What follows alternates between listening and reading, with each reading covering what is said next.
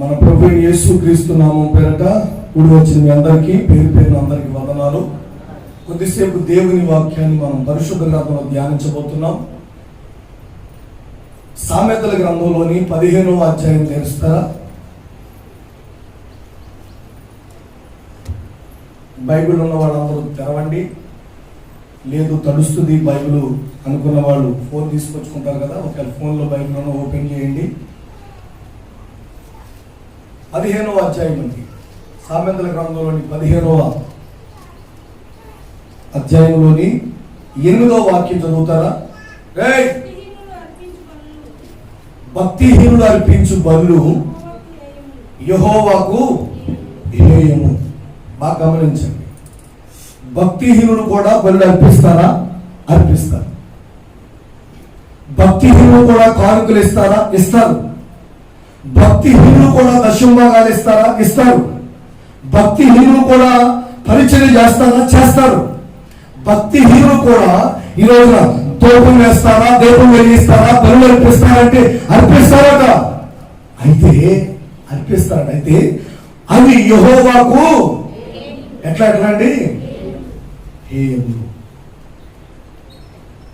అంటే ప్రియ దేవుని ప్రజలారా, మన దైనందిన జీవితంలో ఈ రోజున మనం అర్పించే అర్పణలు, ఇచ్చే కానుకలు, చేసే ప్రార్థనలు, పడుతున్న ప్రయాస లేదా పరిచర్య, దేవుని కొరకు మనం నడుస్తున్నటువంటి ఈ అనుభవాలన్నీ కూడా దేవునికి ఆనందకరముగా ఉన్నాయా లేక దేవునికి హేయముగా ఉన్నాయా?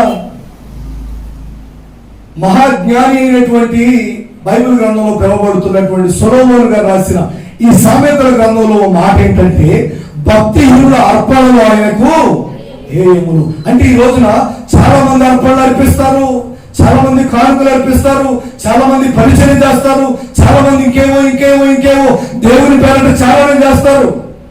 అయితే ఇవన్నీ కూడా హేయమా లేక ఇష్టమా దేవునికి? అంటే బైబిల్లో రాయబడింది, క్లియర్ గా రాయబడిన మాట ఏంటంటే, భక్తిహీనుల అర్పణ అయితే అవి దేవునికి ఏమాత్రం ఇష్టము కాదు, హేయము.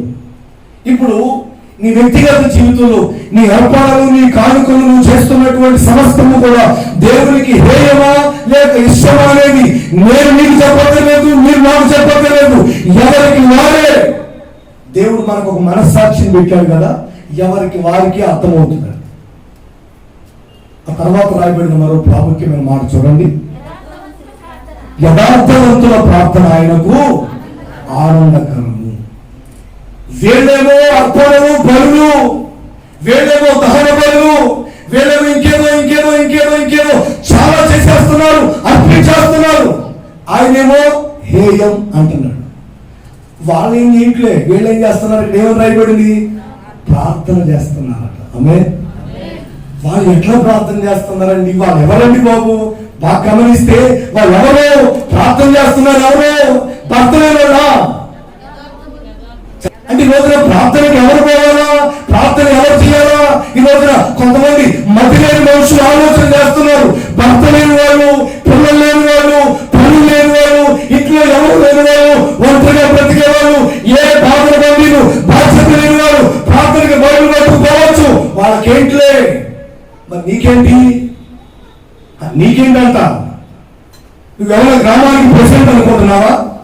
నువ్వెవరైనా జిల్లాకి ఏమైనా మెంబర్ అనుకుంటున్నావు? నువ్వేంటి అసలు? పని పాట లేనిలా ప్రార్థన చేసేది ఎందుకు? పనికి రాకుండా మూల కూర్చునే వాళ్ళ? ఏ పని లేదు, ఇంట్లో మూల పడుతున్నాయి, బయటకు పడుతుంది ప్రార్థనలకు అంటే అలా తోసేసి నువ్వేం చేస్తావు? ఇంట్లో నువ్వేం చేస్తావు? ఇంట్లో నువ్వేం చేస్తావని ఆయన ఎలాగ ఇంట్లో ఉండడు, నువ్వేం చేస్తావు? ఆయన ఎలాగ ఇంట్లో ఉండదు, నువ్వేం చేస్తావు? ఇంటి దగ్గర ఏంటి? ఏం చేద్దామని ఏంటి? బైబిల్లో రాయబడింది ఎవరి ప్రార్థన? అది భర్త లేని వాళ్ళు, ఖాళీగా ఉండేవాళ్ళు, పని పాట లేని వాళ్ళు, ఈరోజు మూల కూర్చొని మంచం మూలకుండా అలాంటి వాళ్ళు, ఇలాంటి వాళ్ళు చేసే ప్రార్థన వాళ్ళ ప్రార్థన చేయడం కాదు. ప్రార్థన చేస్తే ఎవరి ప్రార్థన దేవునికి ఆనందకరం అంటే యథార్థవంతుల ప్రార్థన ఆయనకు ఆనందకరము. అంతేగాని ఖాళీగా ఉండే వాళ్ళే ప్రార్థన చేయాలా? పని పాట లేని వాళ్ళే ప్రార్థన చేయాలా? ఈ మొక్కోళ్ళందరూ ప్రార్థన చేయాలా? మిగతా వాళ్ళంతా కట్టలు తినాలా? అట్లే లేదండి. యథార్థవంతుల ప్రార్థన దేవునికి ఆనందకరం. మామూలుగా మీ పిల్లలు ఒక్కోసారి చిన్నపిల్లలు వాళ్ళు ఏదైనా వచ్చి అడుగుతున్నారు అనుకోండి, ఏమంటారు తెలిసి మళ్ళీ సంతోషం వేస్తుంది, మనకి ఆనందపడుతుంటాం. వాళ్ళు అడిగే విధానం, వాళ్ళు అడిగే పద్ధతి చూసినప్పుడు, వాళ్ళు అడిగే విధానం చూసినప్పుడు, వచ్చి పైన కూర్చుని పొట్ట మీద కూర్చుని జోబుల్లో చేయి పెడుతున్నప్పుడు, ఈ బొట్టలు చిన్న చిన్న పిల్లలు చేస్తారు కదండి, వాళ్ళు చేయి పెడుతున్నప్పుడు మళ్ళీ నవ్వుకుంటాం, మనం ఆనందపడుతుంటాం. యథార్థవంతుల ప్రార్థన ఆయనకి అంటే దినాల దేవుని సన్నిధిలో ప్రియ దేవుని ప్రజలారా, మన ప్రార్థన దేవునికి ఆనందకరముగా ఉండాలి. మన విజ్ఞాపన దేవునికి సంతోషదాయకంగా ఉండాలి. మనం అడిగే విధానం, మనం ప్రార్థనడే విధానం, మనం బ్రతుకులాడే విధానం, మనం రోజే పద్ధతి దేవునికి నచ్చాలి, ఆనందం ఇయ్యాలి. భలే అడిగారు అబ్బా, భలే అడుగుతున్నాడు అరే చూడు ఎలా అడుగుతున్నాడు, చూడు ఇది చూడు ఎట్లా జేబులో చేయబడుతున్నాడు, చూడు పిల్లగారు అని చెప్పుకునేటట్టుగా ఉండాలి. అంత ఆనందంగా ఉండాలని. అవే హల్లెలూయా. అట్లా తండ్రి మురిసిపోతే, తల్లి అట్లా మురిసిపోతే ఏం చేయకుండా ఉంటారు? వాళ్ళకి ఏదైనా చేస్తారు కదండి. ఓసారి ఇద్దరు ప్రార్థన చేసుకుంటున్నారు, మన వాళ్ళే ఇద్దరు ప్రార్థన చేస్తా చెప్పాను అనుకోండి. ఒకసారి మీకు చెప్పానా? ఇద్దరు ప్రార్థన చేసుకుంటున్నారండి. ఇద్దరు ప్రార్థన చేసుకుంటూ ఒక ఆయన అంటాడు, ప్రభువా నేను వారానికి 2 రోజులు ఉపవాసం ఉంటున్నా, 10 వంతు ఇస్తున్నాను. ఇంకేమంటాడండి? ఈయన కాకుండా, ఇదిగో మాట్లాడితే మొహం పెట్టుకుంటాడే ఆ ఇలా కాకుండా ఏంటండి, ఊరికే అలుగుతుంటదే, అది అలివేరు మందమ్మ. ఆ అలివేరు మందంలో కాకుండా నేను మంచిగా ఉంటున్నాను ప్రభువా అని ప్రార్థన చేశాను. అంతే కదండి? అలాగే ప్రార్థన చేశాను. ప్రార్థన చేసిన తర్వాత ఆమేన్ అనేసాను. ఆ ప్రక్కన ఇంకొక ఆయన ఉన్నాడు. ఆయనేమో ఆ దేవుని సందులో రొమ్ము కొట్టుకుంటూ ప్రభువా అయ్యా అంటూ దేవుని పాదాల చెంత మొరపెడతా, కన్నీరు కాలుస్తా, అయ్యా నన్ను కనికరించయ్యా, అయ్యా నన్ను కనికరించండి బాబు, అయ్యా నేను నరమవుతున్నాయా, నేను పాపినయ్యా, నన్ను కనికరించండి ప్రభువా అని పదే ఆయన కరుణ కొరకు వేడుకుంటాడండి. ఒక ఆయనేమో నేను వాళ్ళలేను, అది అమ్మోర్లా లేను, ఇదిగో ఈ బకాసురులా లేను, అట్లా అన్ని తినేస్తుంటాడు, ఆ బకాసురులా లేను, అట్లా లేను అన్ని చెప్పుకొని వాళ్ళ మీద అన్ని పేర్లు చెప్తాడు. ఈయనేమో ఎవరి పేరు చెప్పకుండా అయ్యా నేనే పాపినయ్యా నన్ను కరుణించు బాబు అని దేవుని పాదాల చెంత ప్రార్థన చేసుకుంటాడు. తర్వాత బైబిల్లో రాయబడింది, పరిసయ్యుని కంటే సొంకరి ఏమైనటండి నీతిమంతుడిగా ఎంచబడి. ఎందుకండి అట్లా ఎందుకు ఎంచాడు దేవుడు? దేవుని నీతి, దేవుని పద్ధతి అంతేనంటే బైబిల్లో రాయబడింది, ఎవరైతే హెచ్చించుకుంటారో ఎక్కడండి ప్రార్థనలో. మీకు అర్థమై సాగలేదు ఇంకా. ఎక్కడ హెచ్చించుకుంటారు కొంతమంది? అయ్యగారి దగ్గర, అయ్యా అన్నారండి బాబు, బాగున్నారండి, అమ్మగారు అలాగ ఉన్నారండి, ఆంటీ గారు ఎలాగ ఉన్నారండి అని అన్ని కూర్చు అడుగుతారు. మన దగ్గర బాగానే ఉంటారు. ఎక్కడ హెచ్చించుకుంటారు వీళ్ళు? ప్రార్థనలో. అంటే ప్రార్థన గర్వంతో చేస్తే, ప్రార్థన తలపడంతో చేస్తే, ప్రార్థన దేవుని అడిగేటప్పుడు, దేవుని బ్రతుకుని అడుగునేటప్పుడు, గోజాడేటప్పుడు ఇవాళ తలపోగులు విడిచిపెట్టి, నీ స్థాయి విడిచిపెట్టి, నీ అర్హతలు మర్చిపోయి, నీ గొప్పలు మర్చిపోయి, నువ్వు చేసిన కార్యాలు మర్చిపోయి, దేవునికి ఇచ్చిన ప్రజలు పెట్టి, నువ్వు యోగ్యుడవు కాదని, నువ్వు అర్హత లేని వ్యక్తిని అయినా దేవుడు నిన్ను ప్రేమిస్తున్నాడని, ఆయన కలిగలుగుతాను ఇప్పుడు కనిపెడుతున్నాడని తగ్గింపు స్వభావంతో ప్రార్థన చేస్తే ఆ ప్రార్థన దేవునికి ఆనందకరము. హల్లెలూయా. నిజానికి నువ్వు పాపం చేయట్లేదు, నిజానికి నువ్వు దుర్మార్గం చేయట్లేదు, నిజానికి నువ్వు లోకస్తుగా వెచ్చగా బ్రతుకుతావు, కానీ ప్రార్థనలో నిన్ను నువ్వు ఇచ్చించుకుంటున్నావు. ఇది ఆత్మీయులు చేసే పాపం. లోకస్తులు చేసే పాపాలు వేరు. ఆత్మీయులు చేసే పాపం ఏంటంటే ప్రార్థనలో హెచ్చించుకోండి. అన్ని చేస్తున్నారు, అక్కడేమవుతుంది? పోతుంది. ఎన్ని చేశాడు కానీ ప్రార్థన చేసేటప్పుడు గర్వంగా, ప్రభా విషయాలు తండ్రి, ప్రభా మీరు మమ్మల్ని చూడండి ప్రభా, మేము ఏం చేస్తున్నాము, అయ్యా ఏంటి చేస్తున్నావు ప్రభు అని ఇట్లా తలపొగలతో ప్రార్థన చేస్తే యథార్థవంతుల ప్రార్థన ఆయనకు ఆనందకరం. ఎవరైతే తమను తాము హెచ్చించుకుంటారో వాళ్ళు ఏమవుతారు? తగ్గించబడతారు. తగ్గించుకునేవారు హెచ్చించబడతారు. కనుక ప్రార్థన చేసే ప్రతిసారి, మోకరించి ప్రతిసారి దేవుణ్ణి బ్రతుకులాడుకుంటూ, గోజాడుకుంటూ, విజ్ఞాపన చేసుకుంటూ, నీవు చేసినవేమి మనసులో పెట్టుకోకుండా, నువ్వు దేవుని కొరకు ఏం చేశావో, సంఘం కొరకు ఏం చేశావో, సహవాసం కొరకు ఏం చేశావో, దైవజనుల కొరకు ఏం చేశావో, నువ్వు చేసిన మేలులు, నువ్వు చేసిన ఉపకారములు ఇవన్నీ పక్కన పెట్టి, అయ్యా నేను కనికరించాడయ్యా, ఇది నీ వల్ల జరిగిందయ్యా, ఇది నీ కృపగా జరిగిందయ్యా, మనం ఏం యోగ్యులు కాదయ్యా, మేము ఇచ్చామంటే, మేము వచ్చామంటే, మేము చేశామంటే ఇది మా బాధ కాదు, కేవలం మీ దయ్యయ్యా అని ఎవరైతే ఈ రోజున దేవుని పాదాల చెంత తగ్గింపించుకుని ప్రార్థనలు నిలుస్తారు, వారి ప్రార్థన దేవుడు ఆనందిస్తాడు. ఆమేన్. యథార్థవంతుల ప్రార్థన ఆయనకి ఆనందకరం. కనుక మీరు ప్రార్థన చేసేటప్పుడు ఏమాత్రం కూడా మీరు ఏ విధంగా ఉంటున్నారు, ఉపవాసం ఉంటున్నారు కదా నేను ప్రభు అన్నట్లుగా ఒకలాంటి ఆ హెచ్చింపు మనసుని హృదయంలో రాకుండా చూసుకోండి. ఇది బయటికి తెలియదు ఎవరికి, నీకే తెలుస్తుంది. ఇది ఎవరికో తెలిసేది కాదు, నీకే అర్థమవుతుంది. దేవుని కొరకు ఏమి ఇచ్చేసినా మేము ఇచ్చేస్తున్నాం కదా, ఇప్పుడు మేము అట్లా అనుకోవద్దండి.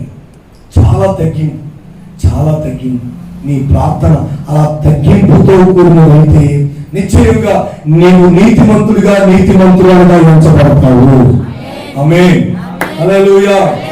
బైబిల్లో ప్రసంగి గ్రంథంలో ఒక వాక్యం చూద్దాం. చూడండి 7వ అధ్యాయం 29వ వాక్యం చూడండి. ఇదొకటి మాత్రము నేను కనుక ఇదొకటి మాత్రం బాగా అర్థమైందంట అతనికి. ఏంటంటే అది ఏమనగా, దేవుడు నరులను యథార్థవంతులుగా సృజించరు గాని వారు వివిధమైన తంత్రములు కల్పించుకొని ఉన్నారు. బాగా కలిపి తాలకించండి. ఎవరి ప్రార్థన దేవునికి ఆనందకరం? చెప్పాలి సంగరు. యథార్థవంతుల ప్రార్థనానికి ఆనందకరం. నా దేవుని పేరట మీ విజ్ఞాపన, మీ విన్నపము, మీ ప్రార్థన విని దేవుడు ఆనందించి సంతోషించి వెనపడే మీ పక్షముగా కార్యాలు జరిగించాలి. ఆమేన్.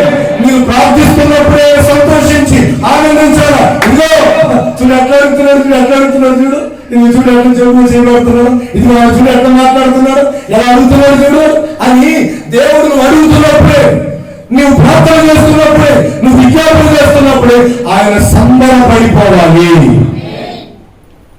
అది యథార్థవంతుల ప్రార్థన అయితే అట్లా ఆయన సంబరపడతాడు. కనుక ఇప్పుడు మీ ప్రార్థన విని, మీ విజ్ఞాపన విని, మీ మొర విని దేవుడు సంబరపడి ఈ రోజున సాహస కార్యాలు జరిగించాలి అంటే మీరు ఎవరై ఉండాలి? ఎవరైతే సరిపోతుంది? యథార్థవంతులై ఉంటే సరిపోతుంది. నా ప్రియ సోదరి సహోదరులారా, పెద్దలారా, ఈ ఆగస్టు 2వ ఆదివారం ప్రభుత్వంలో పొందబోతున్న మీ వ్యక్తిగత జీవితాలు ఈ మీరు ఆలోచిస్తున్నటువంటి ఒక శుభవార్త ఏంటంటే, నా దేవునికి మీ ప్రార్థన ఆనందకరముగా మార్చబడును గాక. ఆమేన్. మీ ప్రార్థన నా దేవునికి సంతోషాన్ని కలిగించేదిగా ఉండాలి. మీరు ప్రార్థన చేసిన ప్రతిసారి ఆయన ఆనందించాలి, సంబరపడిపోవాలి. అలా సంబరపడ్డారు అంటే వెనువెంటనే మీ పక్షముగా కార్యాలు ప్రారంభమవుతాయి. ఆమేన్. కనుక నేను కోరుకునేది ఏమిటంటే, దేవాది దేవుడు యెహోవా కోరుకునేది ఏమిటంటే, మనం యథార్థవంతులమై నిలుచుదుముగాక. ఆమేన్. ఎవరమై ఉండాలి? మనం యథార్థవంతులమైపోవాలి. నిశ్చయంగా మీరందరూ యథార్థవంతులుగా మార్చబడుదురుగాక. ఆమేన్. మీ ప్రక్క వాళ్ళు చెప్పండి, మీరు యథార్థవంతులగుదురుగాక. చెప్పండి మీ ప్రక్క వాళ్ళకి. అసలు బైబిల్లో రాయబడింది, ప్రసంగిలో చదువుకున్నాం 7వ అధ్యాయం 29లో మనుషులందరినీ దేవుడు ఎట్లా సృష్టించాడట? చదివారండి? ఎలా సృష్టించాడు? యథార్థవంతులుగానే సృష్టించాడు. అంటే ఇప్పుడు మీరు కానీ మనందరం కూడా, ఇదిగో ఈ మాట్లాడిస్తున్న చిన్న పెద్ద అందరూ కూడా ఎవరి చేత సృష్టించబడ్డారు? దేవుని చేత. అంటే ఇప్పుడు మనం ఎవరు చెప్పండి? యథార్థవంతులము. దేవుడు యథార్థవంతులుగానే సృష్టించాడు. యథార్థవంతులు కానీ. కాకపోతే కొంతమంది ఏం చేస్తారటండి, వివిధమైన తంత్రాలు కల్పించుకుంటున్నారట. వివిధమైన తంత్రాలు మంత్రాలు నేర్చుకున్నారు కొంతమంది. ఏం నేర్చుకున్నారు? తంత్రాలు మంత్రాలు నేర్చుకున్నారు కొంతమంది. అందుకని యథార్థతను కోల్పోవాల్సి వస్తుంది. నా ప్రియ దేవుని ప్రజలారా, పెద్దలారా, ఈ మాట్లాడపిస్తున్న మన వ్యక్తిగత జీవితాలు దేవాది దేవుడు అంటారు మనం యథార్థవంతులుగానే సృష్టించబడ్డాం. కాకపోతే కొంతమంది తంత్రాలు నేర్చుకున్నారు, మంత్రాలు నేర్చుకుని వారు పోరాడమే కాక ఇంకా మరి కొంతమందిని వాడు చేస్తున్నారు. ఇదిగో ఈరోజు మీ కుటుంబాన్ని ఈ రకంగా ఒకసారి ఆలోచన చేసుకో. మనుషులందరూ యథార్థవంతులే, కానీ కొంతమంది ఏం చేస్తున్నారంటే తంత్రాలు ఉపయోగిస్తున్నారు, మంత్రాలు ఉపయోగిస్తున్నారు. నీ భార్య విషయంలో, నీ భర్త విషయంలో, నీ కుటుంబం విషయంలో, ఈ రోజున నీ వ్యక్తిగత సంపాదన విషయంలో, నీ రాబడి విషయంలో, నీ ఆదాయం విషయంలో తంత్రాలు ఉపయోగించి వారి చేతిలోకి తీసుకుంటున్నారు. నీ రాబడి వాళ్ళ చేతిలోకి తీసుకుంటున్నారు, నీ ఆదాయం వాళ్ళ చేతిలో తీసుకుంటున్నారు. నీ రోజు నీ వ్యక్తిగత జీవితం నువ్వు గమనించుకోకపోతే మాయలో పడ్డావనుకో, మాయలేడే కదండి రావణుడు. ఆ మాయలేడి వల్ల పడిపోయాడండి. ఎవరు? లక్ష్మణుడు. ఆ తర్వాత ఆగ్రా ఏమో అన్నయ్య యాంటో నాకు అదేమో అర్థం కాలేదు అన్నయ్య అంటే ఏంటండి? ఇంకా పోయిన తర్వాత మంత్రాలు తంత్రాలు. ఈ రోజున ఆడవాళ్ళు ఉన్నారు, మగవాళ్ళు ఉన్నారు. మంత్రాలు తంత్రాలు కల్పించుకుంటున్నారు వాళ్ళకి వాళ్ళే. తంత్రాలు మంత్రాలు ఉంటే నేను నీ కుటుంబానికి సంబంధించిన వ్యక్తి, కానీ మరొకరి చేతిలో పడిపోతావు. నీవు ఈరోజు నీ వ్యక్తిగత జీవితంలో నీ కుటుంబానికి సంబంధించిన వ్యక్తి మరొకరి మాటలో పడిపోతావు. మంత్రాలు తంత్రాలు. యథార్థవంతులుగా దేవుడు మనం సృష్టించాము. అలానే బ్రతికితే మన ప్రార్థన, మన విన్నపాలు, మన విజ్ఞాపనలు దేవునికి ఆనందకరము. హల్లెలూయా. నా దేవుడి చేయమను యథార్థవంతులుగా స్థిరపరచుగాక. ఆమేన్. మీరు యథార్థవంతులుగాక. ఎలాంటి మాయ మాటలు, తంత్రాలను, మంత్రాలను నీ కుటుంబం, నీ సంసారం, నీ కాపురం, నీ ఆదాయం, నీ రాబడి, నీ వ్యాపారం పరుల మంత్రాలలో, పరుల తంత్రాలలో పడిపోకుండా నీవు ఎలా కాపాడుకోవాలి అంటే యథార్థవంతుడై దేవుని సన్నిధిలో ప్రార్థనాపూర్వకంగా కాపాడుకోవాలి. ఆమేన్. హల్లెలూయా. సరే, జాగ్రత్తగా ఆలకించండి. మేము యథార్థవంతులమై నిలవాలి, యథార్థవంతులమై స్థిరపడాలి. ఎప్పటికీ, ఈ రోజే కాదు, రేపు కాదు, ఎప్పటికీ మేము యథార్థవంతులుగానే మా దేవుని సన్నిధిలో నిలవాలి అని కోరుకునే వాళ్ళందరూ ఒకసారి మీరు రెండు చేతులకి దేవుని స్తోత్రం చెప్పండి. హల్లెలూయా, హల్లెలూయా. ఎందాక చెప్పండి ఈసారి హల్లెలూయా. అందరూ చెప్పారండి, మొత్తం లైన్లోనే ఉన్నారు. ఆమేన్. హల్లెలూయా. యథార్థవంతులుగా ఉంటే ఏంటి ప్రయోజనం అంటే కీర్తనల గ్రంథం తెరవండి. మొదటి విషయం చదువుకుందాం. 84వ కీర్తన.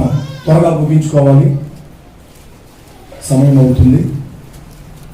యథార్థవంతులుగా మనం జీవిస్తే, మనం యథార్థవంతులమైతే కలిగే ప్రయోజనాలు ఏంటండి? యథార్థవంతులు దేవుడు ఏం చేస్తాడు అంటే 84వ కీర్తనలోని 84:11వ చరణం. దేవుడు యెహోవా సూర్యుడును కేడమునై ఉన్నాడు, యెహోవా కృపయు ఘనతయు అనుగ్రహిస్తాడు, యథార్థముగా ప్రవర్తించు వారికి ఆయన ఏ మేలు చేయకమానడు. చూడండి, చాలా క్లియర్ గా రాయబడింది. ఏ మేలు, ఏ కార్యము కూడా ఆయన చేయకుండా నేను కొన్నే చేస్తా అంటాడు ఒక డాక్టర్ గారు. లేదు నేను ముక్కేది వస్తా అంటాడు ఒక ఆయన. లేదు నేను తలలో వెంట్రుకలు వస్తానంటాడు ఒక ఆయన. లేదు నేను కిడ్నీ టెస్ట్ చేస్తాను అంటాడు ఒక ఆయన. అన్ని రకాల వైద్యాలు ఒకడే చేస్తానండి బాబు అంటే ఒకడు సచ్చినా చేయండి. ఒక టెస్ట్, ఒక వైద్యం. ఇది ప్రస్తుత సమాజంలో ఉన్న. ఇప్పుడు ఈయనేం చేస్తాడట? ఈ రోజున నీకు సంతానం మాత్రమే అనుభవిస్తామంటారా? లేదు. నీకు సంపద మాత్రమే ఇస్తానంటారా? కాదు. నీకు సౌభాగ్యాన్ని ఇస్తానంటారా? కాదు. ఏ మేలైనా నా దేవుడు నీ కొరకు చేయడానికి సిద్ధంగా ఉన్నాడు. ఆమేన్. హల్లెలూయా. అది వ్యాపార విషయంలోనైనా, ఉద్యోగ విషయంలోనైనా, ఈరోజు వ్యవసాయ విషయంలోనైనా, పిల్లల పెళ్లి విషయంలోనైనా, ఈరోజు ఇంటి విషయంలోనైనా, సంతాన విషయంలోనైనా, కోర్టు సమస్యలైనా, మరో సమస్య, కొన్ని చెప్పుకోలేవి, కొన్ని చెప్పుకోలేవి, ఏ సమస్యలో నువ్వు కొట్టుబడి అవుతున్నా నీకు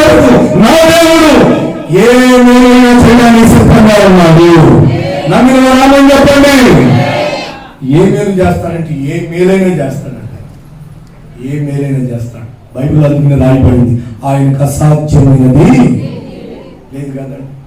అంటే ఇప్పుడు ఏ మేలు దేవుని ద్వారా నువ్వు పొందుకోవాలనుకున్నా నా ప్రియ సోదరి సహోదరులారా పెద్దలారా, ఏ మేలు నీ కుటుంబంలో రావాలి అన్నా, ఏ దీవెన నీ నటింట్లో నువ్వు చూడాలి అనుకున్నా, మొదటిగా నీ వ్యక్తిగత జీవితంలో ఒకే ఒక విషయం గుర్తుకు రావాలి, నీవు యథార్థవంతుడవై, నీవు యథార్థవంతురాలవై ఆయన ఎదుట నిలవగలగాలి. ఎవరైతే యథార్థంగా ప్రవర్తిస్తారో, ఆమేన్ ఆమేన్. మనిషి ఉంటే ఒకలా, మనిషి లేకపోతే ఒకలా. నీ ఇంట్లో వాళ్ళు ఉంటే ఒకలా, ఇంట్లో వాళ్ళు లేకపోతే ఒకలా. మందిరంలో ఉంటే ఒకలా, బయటికి వెళ్తే ఇంకోలా. ఆరాధనలో ఉంటే ఒకలా, ఫంక్షన్ లో ఉంటే ఒకలా. నీ కార్యక్రమానికి ఒకలా, దేవుని కార్యక్రమానికి ఒకలా. నీకు నచ్చిన వాళ్ళకి మెచ్చిన వాళ్ళకి ఇచ్చేటప్పుడు ఒకలా, దేవునికి ఇచ్చేటప్పుడు ఇంకోలా. నీ ఆరోగ్య విషయం అయితే ఒకలా. అలాగే దేవుని వాతావరణం, మందిర వాతావరణం, సంఘ వాతావరణం ఆరోగ్యవంతంగా ఉండేటట్లుగా కాపాడుకునే విషయంలో ఇంకోలా. నీకు నచ్చిన వాళ్ళతో ఒకలా మాట్లాడతావు, కానీ నీకు నచ్చిన వాళ్ళతో వాళ్ళు పలకరించినా సరే మందిరంలో నువ్వు వాళ్ళని పట్టించుకో. ఇప్పుడు కొంతమంది మానేశ్వరులు ఉన్నారు, ఇద్దరు ఉన్నారండి. ఎందుకు మానేశారు వాళ్ళు అడగని చెప్తారు. ఎందుకు మానేశారంటే, ఏమనయ్యా అసలు వస్తాం కానీ తోరు నుంచి వస్తున్నాం మేము వేరే ఊరు నుంచి, కనీసం ఒక్కరు కూడా పలకరించలే, వందనాలు చెప్పరే. చెప్పిందా లేదా ఆ మాట చెప్పిందా విన్నారు కొంతమంది అండి. అంటే ఎంత కండ కావడం అండి వీళ్ళకి, ఎంత కళ్ళు ఎత్తికెక్కాయండి వీళ్ళకి. పొరుగు గ్రామాల నుంచి ఒక మందిరానికి ఈరోజు ఎక్కడెక్కడి నుంచో దూరం నుంచి వస్తున్నారు అంటే అక్కడ మందిరాలు లేవరా, అక్కడ సంఘాలు లేవరా, అక్కడ ప్రార్థన కాదరా, అక్కడ ప్రార్థన చేసుకుంటే దేవుడు ఆరోగ్యించరా. జ్ఞానం ఉండద్దండి, పెద్ద మనసు ఉండద్దండి, పెద్దరికంగా ఆలోచించద్దండి. వాళ్ళ చిన్నపిల్లలే, కానీ వాళ్ళని గౌరవంగా మాట్లాడాలి, గౌరవంగా పలకరించాలి. అన్న ఎలా ఉన్నారు, అక్క ఎలా ఉన్నారు, అమ్మ ఎలా ఉన్నారు అని పలకరించుకోవద్దు. ఎంత గౌరవంగా ఉండాలండి. ఇక దేవుని ప్రజలారా, ఈ రోజున నీకు నచ్చిన వాళ్ళతో ఒకలా మాట్లాడతాం, వాళ్ళతో మాట్లాడకూడదు. ఒక్క చూపు చూస్తే అర్థమైపోతుంది వాళ్ళకి, అంత అర్థమైపోతుంది. ఇప్పుడు రావాలి, ఇప్పుడు మాట్లాడాలి, ఇప్పుడు ఫోన్ చేయడం అంతా ఒక చూపుతోనే చెప్పేస్తావు. అట్లా తెలివి మీరిపోయాను, పోయే కాలం వచ్చింది. అంత తెలివి మీరిపోయాను.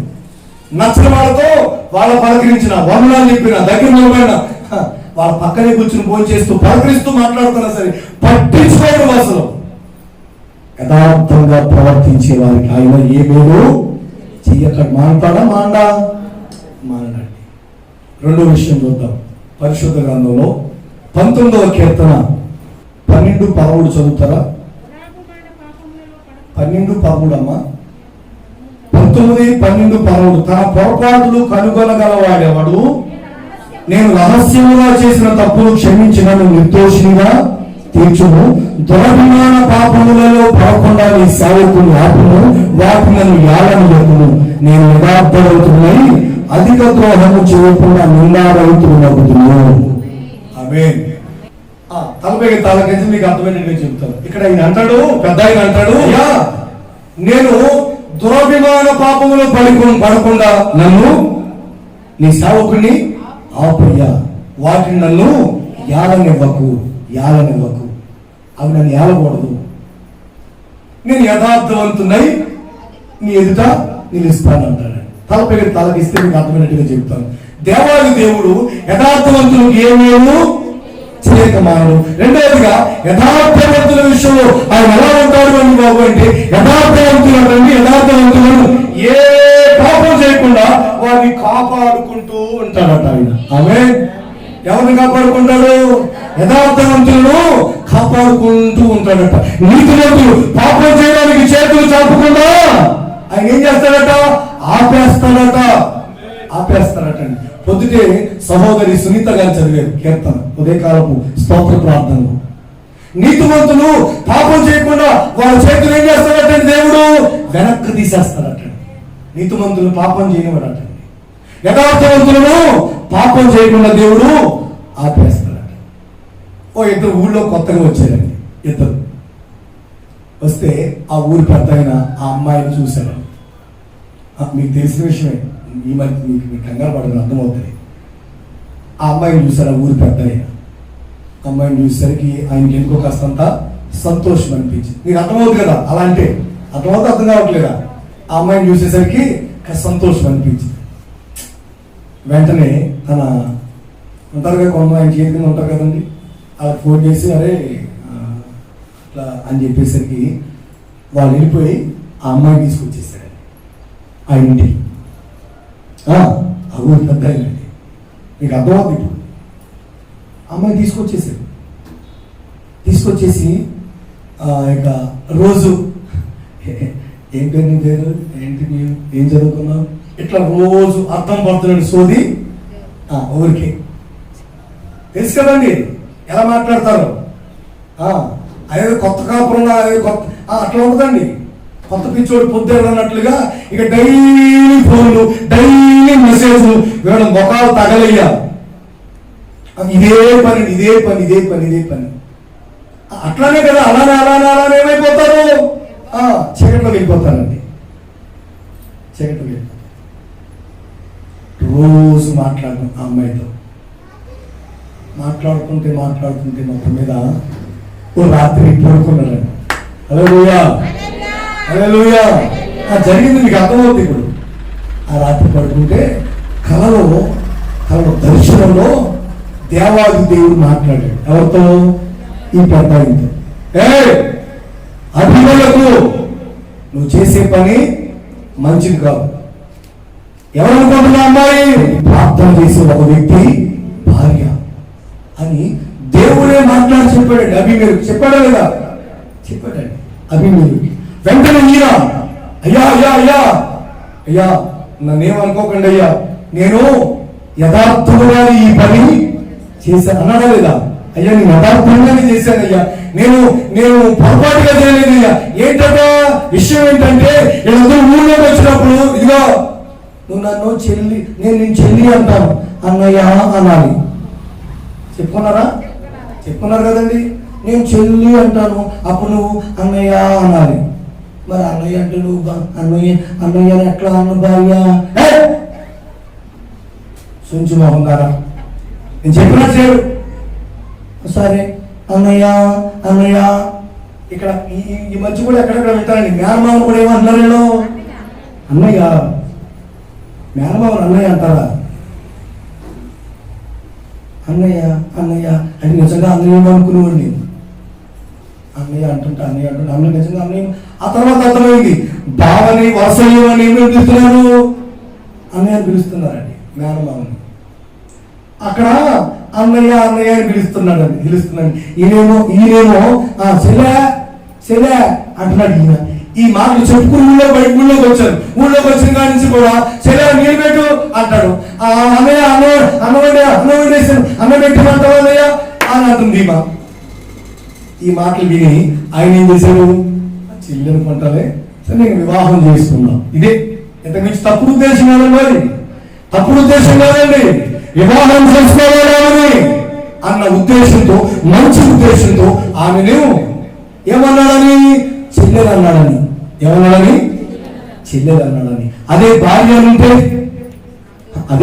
ఉంటే ఇంకొకరి భార్య మీద నీ మనసు ఏంటి? ఇంకొకరి భార్య గురించి నువ్వు ఆలోచించడం ఏంటి? ఇంకొకరి భార్య గురించి ఆ భార్య నీ కళ్ళు పడడం ఏంటి? కూడా అని దేవుడు గద్దించేవాడు. భార్య అనలేదండి. అన్నాడు అబ్రహాం గారు? అనలేదండి. అనకపోయేసరికి చెల్లెలని మంచి మనసుతో, చెల్లెలు కదా అబ్బాయి చెల్లెలే కదా సరే మనం వివాహం చేసుకుందాం, ఈ ప్రాంతంలో రాణిగా ఉంటుంది, ఆయన రాజు రాణిగా ఉంటుంది, అతను కూడా మంచి అబ్బాయిని చేసి పెళ్లి చేద్దాం, ఇట్లా మంచి ఉద్దేశంతో అభిమేలకు ఆలోచన చేశాడు. అందుకని ఆదికాండం 26 చూస్తారండి. ఈమె నా చెల్లెలని చెప్పలేదా? మరియు ఆమె కూడా అతడు నా అన్న అని ఇంటికి వచ్చినప్పుడు కూడా ఏమంటుందంట? అమ్మ మా అన్నయ్య తిడతానండి, వెళ్ళిపోతాను మా అన్నయ్య అన్న అంటాడు. అప్పటికి కూడా అన్నయ్య అంటుంది. ఇతను మాట్లాడుతున్నప్పుడు ఏదైనా మెసేజ్ చేస్తున్నప్పుడు, ఏదైనా ఫోన్ చేస్తున్నప్పుడు అప్పుడే స్లిప్స్ అవ్వాలి కదా. అప్పుడు కూడా అన్నయ్య అంటుంటే మొత్తం మీద ఈయన తీసుకొచ్చిన తర్వాత దేవుడు ఏం చేశాడు, తలపై తలకించండి. దేవుడు ఏం చేశాడంటే బాబు అంటే ఆ రాజు ఆ కుటుంబాన్ని ఏం చేశాడంటే బైబిల్లో రాయబడింది, ఈ విషయంలో నేను చచ్చిన వాడవు. అందుకని అభిమేలకు ఆమె దగ్గరికి వెళ్ళలేదట. ప్రభువా ఇంటి నీతి గల జనం నీవు హతము చేస్తావా, మా మీదకి శాపం తీసుకువస్తావా, మమ్మల్ని శపిస్తావా అని దేవుని సందులో ప్రార్థన చేస్తూ అభిమేలకు అంటాడు, అతడు నా అన్నా నేను, మరియు ఆమె కూడా అతడు నా అన్నా నేను, అందుకని నేను చేతులతో ఏ దోషము చేయక యథార్థ హృదయముతో. కనీసం ఆమెని ముట్టుకోలేదట. చేతులతో ఏ దోషం నేను చేయలేదయ్యా. ఆమె అన్నాడుతుంది, అతనేమో చెల్లి అంటున్నాడు, అందుకని నేను తీసుకొచ్చుకున్నా అంటాడు ఆయన. మొత్తం మీద దేవుడు చెప్పిన మాట చూడండి, ప్రారంభోచనం. అందుకు దేవుడు అవును యథార్థ హృదయముతో దీన్ని చేసుకొని నేను ఎరుగుతున్నాను, మరియు నీవు నాకు విరోధముగా పాపము చేయకుండా నేను నిన్ను అడ్డగించి ఆమెను ముట్టనిచ్చాడా? పాపం చేయనిచ్చాడా?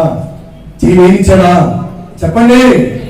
ఎందుకని బాబు అంటే యథార్థవంతులు ఆయన ఏ పాపము చేయనివాడు. ఆమేన్. నీకు అవకాశాలు వస్తాయి, నీకు చాలా అవకాశాలు వస్తాయి, నీకు ఫోన్లు వస్తాయి, చాలా మెసేజ్లు చూస్తుంటే రెమ్మ తిరిగిపోతుందండి, అలాంటి మెసేజ్లు వస్తాయి నీకు. కానీ యథార్థవంతులు అయితే నీవు పాపం చేయకుండా ఆయన ఏం చేస్తాడు? అడ్డుకుంటాడట. ఏం చేస్తాడండి? అడ్డుకుంటాడట. అడ్డగిస్తాడట.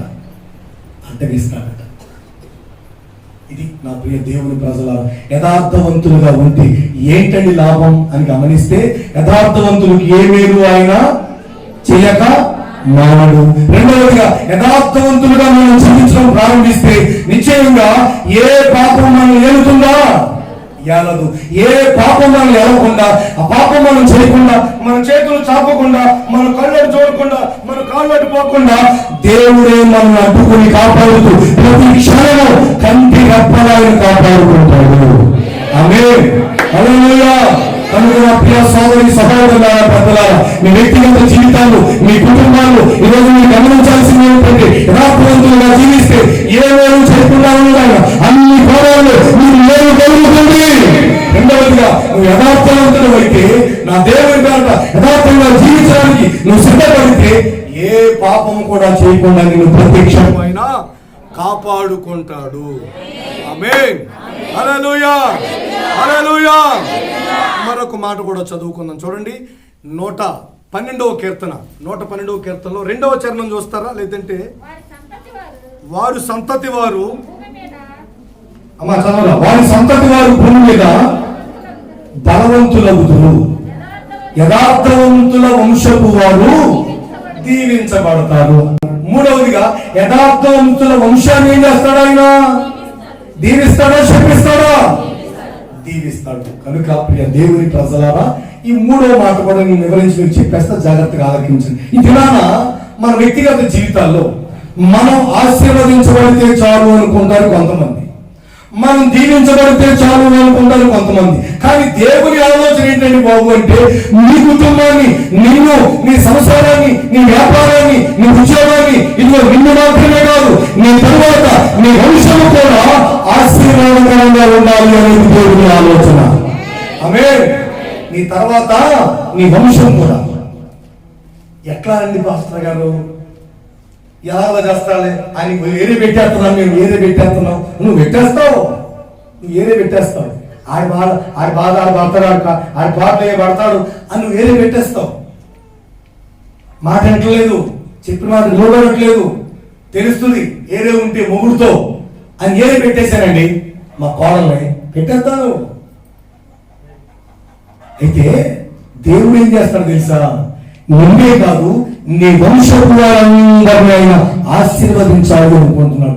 ఎట్లా అండి బాబు అంటే, యథార్థవంతుల వంశాన్ని ఆయన ఆశీర్వదిస్తాడు. ఎక్కడ ఉన్నటువంటి చిన్నవారైనా పెద్దవారైనా వివాహ వ్యవస్థలో అడుగు పెట్టినటువంటి దేవుని ప్రజలారా, నా ప్రియ సోదరి సహోదరులారా, ఈ రోజు మీరే కాదు, మీ తర్వాత మీ సంతతి, వారి తర్వాత వారి సంతతి కూడా ఈ రోజున దేవుని సమయం రోజున ప్రభుత్వ సన్నిధిలో మనం ఆశీర్వాదకరంగా ఉండగలగాలి. మీ తర్వాత మీ సంతతి, వారి తర్వాత వారి సంతతి కూడా తీవ్రకరమైన జీవితాన్ని అనుభవించాలి. మీ వంశము ఆశీర్వదించబడాలి, మీ వంశము వర్ధిల్లాలి, మీ తర్వాత మీ పిల్లలు, వారి తర్వాత వారి పిల్లలు దీవెనకరంగా బ్రతకాలి. ఆమేన్. యోనాతాను గారు దావీదు గారితో యథార్థంగా ఉన్నాడా, కుయుక్తిగా ఉన్నాడా? చెప్పండి.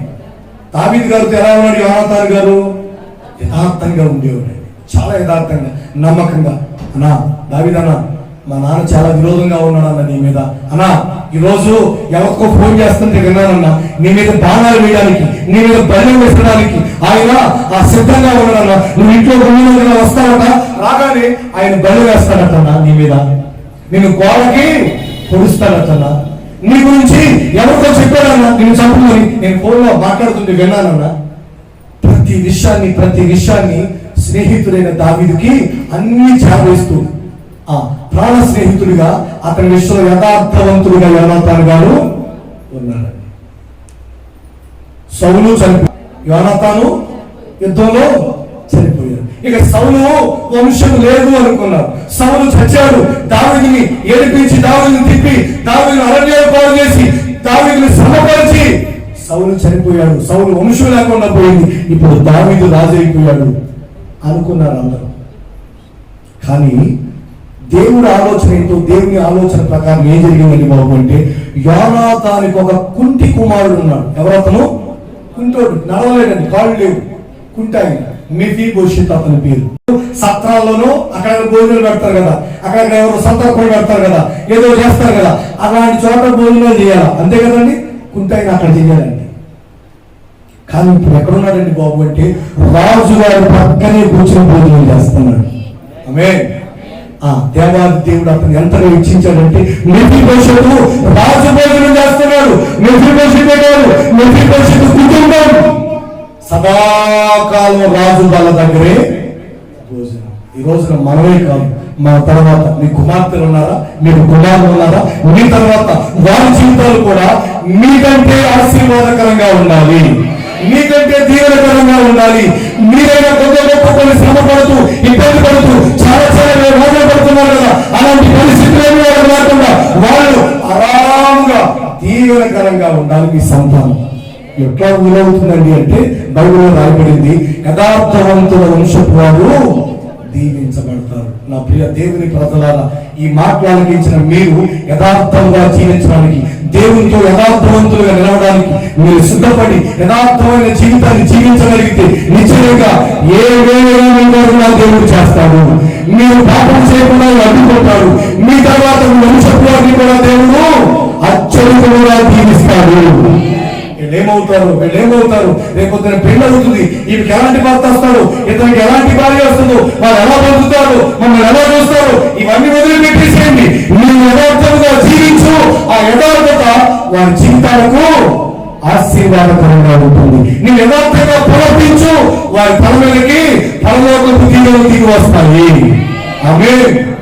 తల వంచండి, ప్రార్థన చేసుకుందాం.